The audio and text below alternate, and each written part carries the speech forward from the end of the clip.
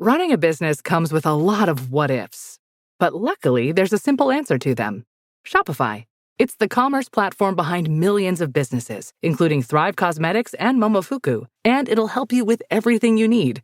From website design and marketing to boosting sales and expanding operations, Shopify can get the job done and make your dream a reality. Turn those what-ifs into... Sign up for your $1 per month trial at shopify.com/special offer. Joining us now to talk about this is Alberto Martinez. He is a longtime veteran of politics, policy, and public service, serves as Executive Vice President for Public Affairs of Targeted Victory, which is a leading Republican digital marketing and advertising firm. Alberto most recently served, prior to going into private practice, as the Chief of Staff for Senator Marco Rubio, who is my U.S. Senator and one of the best senators in the U.S. Senate. He's been an enormous help to my family through his constituent services, and he is a friend that I appreciate. Alberto, welcome to the Roger Stone Show.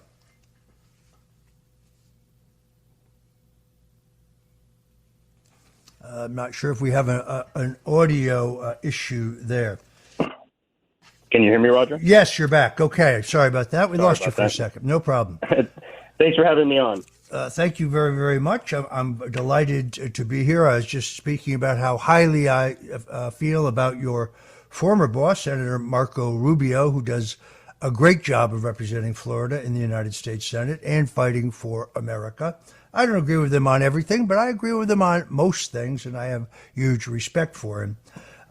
The subject on the table is the issue that's dominating social media right now, which is the fact that President Donald Trump at the Black Journalists Convention, National Association of Black Journalists, I guess it is, questioned whether Kamala Harris has been shifting her ethnicity essentially for political expediency, saying in some places that she's black, other places she claims to be the first Indian American woman. Now, I'm sorry, no, I don't agree with those who say this is racist. It goes to character. It goes to honesty. I mean, I don't really care what she is, but I do resent the way she keeps changing it in her presentation to be most politically beneficial to her. You recently found even more on this, and I found your posts on X, formerly known as Twitter, to be really revelatory. Tell us about it. Well, basically, I believe that the question is not really best answered by us. It's answered by President Biden himself and the words that he used when he was doing his vice presidential selection process. If we look back at what the reporting was at the time, there was no question that the president was not valuing competency or qualifications as much as he was valuing the attributes that most people commonly associate with the diversity, equity, and inclusion movement. And I think the important thing is that this is not us saying it. This is the President Biden saying it, and this is reporters at the time who were reporting this saying it. And the DEI question does not start with the vice president's ethnicity or race. It starts with the fact that Joe Biden announced that he was only going to pick a woman as vice president, which means that by doing that, he discriminated against every qualified male candidate for the position within the Democratic Party. And that by itself raises questions about the role that diversity played in his hiring. The other thing that I found that, again, this was published in a book written by the current head of news for Politico, and another co-written with another reporter at Politico. And it's this quote, which is that Kamala Harris was neither the candidate who most greatly impressed Biden's vice presidential search committee, nor the person his advisors saw as most immediately prepared for the presidency. And what I believe that this matters is because this gets to the heart of what I think is a major vulnerability for Vice President Harris, which is that the American people really don't know who she is or how she came to be the vice president. And that is what I believe that President Trump was addressing at the National Association of Black Journalists, which he was not attacking her racial identity. He was saying she's inauthentic. She's not somebody that she says that she is, and we don't know a lot about her. And the other reason why this is important is because this is another example of not just the president saying, this is what Joe Biden himself said about his vice president. In the book, again, the same book, it says Harris's future running mate had the same intuition. During the primary, Biden privately and repeatedly shared versions of a common observation about Harris. She doesn't seem to know who she wants to be. Stunning. Here's a statement put out by President Joe Biden from the White House in which he said, "To me, the values of diversity, equality, and inclusion are literally, and this is not kidding, really sounds like Biden, the core strengths of America. That's why I'm proud to have the most diverse administration in history that taps into the full talents of our country, and it starts at the top with the vice president." I think he's the one who said she's a DEI hire. Well, I think so. And I think the other aspect to this is really kind of understanding what DEI is. Okay. DEI in the abstract, the idea of diversity, the idea of inclusiveness, that pulls very well. The American people are good people. They want, diversity. They want inclusion. What does not pull well is when you start getting into how do you make diversity, equity, and inclusion, how do you force it in institutions, in government, in academia, and you start explaining to people, well, what it results in is that people get hired on things that they cannot control, such as their gender or their race, as opposed to getting hired on merit and competency. And we know from polling, this is Pew, one of the major polling organizations in the country. In 2019, way before there was the current DEI backlash, 74% of Americans believed qualifications should be the only factor in hiring, even if it results in less diversity. And that included a majority of African Americans, 54%, a majority of Hispanics, 69%, and a majority of Democrats at 62%. So I think having this conversation and having this debate during a presidential campaign where we're deciding who's going to lead the country for the next 4 years is important, because it does get to these policies. But again, it also gets to who exactly is Kamala Harris. She is the first person to become the nominee for either party without a single voter casting an actual vote for her. There is less than 90 days before voters go to the polls and vote, because in some states, like Virginia and others, early voting starts in about 45 days. So I think the challenge for Republicans is to define the vice president and explain who she is and how she became the vice president, and do so in a way that raises some of these questions about her shifting authenticity, her shifting policies, et cetera. And I think this is fair game in that regard. In 1960, shortly after he was nominated for president at the Republican National Convention in Chicago, and selected former Senator and then UN Ambassador Henry Cabot Lodge as his running mate, Nixon headed east south for an appearance in the South. Lodge, speaking in California, announced to the press that the Nixon-Lodge cabinet would have, using the vernacular of the day, a Negro. Nixon put out an immediate statement saying that no one would be hired in his administration on the basis of race. People would be hired on the basis of qualifications and experience. So I'm not surprised the overwhelming number of voters share that view. At the same this is an issue that I think the president was smart to touch on. Those saying it's a mistake or a gaffe, as the UK Daily Mail suggested, or that his staff was shocked, none of that is true. That's fake news. But I still believe, as I think you probably do as well, that the best way to beat Kamala Harris is on her record. This is the Biden-Harris administration, and as much as NBC and ABC and others try now to erase history, she was designated as being in charge of border policy.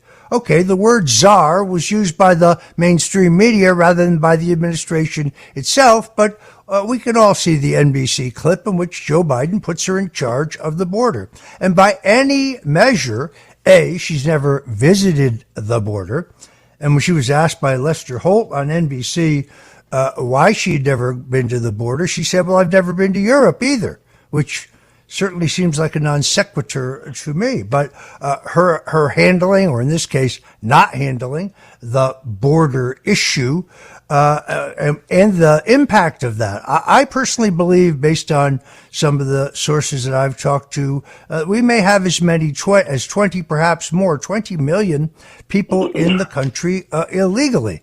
And the cost of that has been phenomenal, not only in terms of the fentanyl trade and the death of Americans from drugs smuggled across our southern border, the sex trafficking trade, which is sadly alive and well at our southern border, the crime epidemic that this invasion has caused, and of course the fiscal problems where cities, counties, states, where state law requires that social services be provided for people who are in the states illegally, even if it means cutting social spending, social program spending on state taxpayers. I think that is probably Trump's single best issue when it comes to the performance of Kamala Harris, because there's one where she was actually in charge herself. And then, of course, there is her view that every American taxpayer should pay for the health care of people who are in the country illegally. It is extraordinary that we find ourselves in this place. Folks, this is the Roger Stone Show. We're here on the Red Apple Audio Network, and we'll be right back with my guest. He is a leader in the Republican Party. We'll be right back. He's been great on this topic. You can find him. We'll be right back.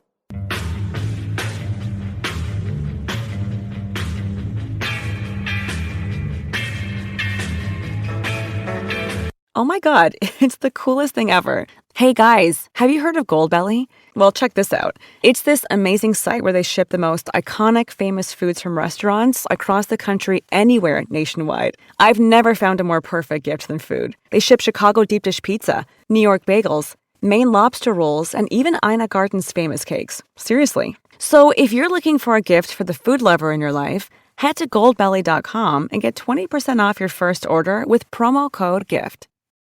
Home means something different to everyone. But with Rocket Mortgage, home can mean even more. It can mean a college education, taming your high-interest debt, even a renovation. We've made it easier than ever to use your home equity. That home you worked so hard for, now it can work hard for you. Call 800-4ROCKET or visit rocket.com to find out more.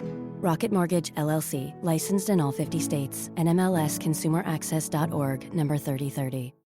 This episode is brought to you by Hulu, presenting Paradise. Paradise is Hulu's critically acclaimed addictive drama series, starring Sterling K. Brown, Julianne Nicholson, and James Marsden. The Daily Beast calls Paradise your next TV obsession, and the New York Times says it's exhilarating in all the right ways. Paradise is for your Emmy consideration in all categories, including Outstanding Drama Series. For more information, visit fyc.hulu.com. At Sephora, we've got what you want because you're obsessed with your skin and we're obsessed with what it needs. Sephora has the best products to help you get beautiful, glowing, radiant skin. With an extensive, inclusive range of results-driven formulas and in-store beauty advisors to help you find exactly which are right for you, the best skincare is only at Sephora. Sephora, for all your skincare. This is the Roger Stone Show. Welcome back, folks. I'm Roger Stone, and this is the Roger Stone Show on the Red Apple Audio Network. We're talking to Alberto Martinez, and sadly, we are running out of time. But Alberto, you are yourself a master political strategist. You're often quoted in the Wall Street Journal, the New York Times, the Washington Post, and many, many others. Give us a quick overview of how you think this presidential campaign looks today.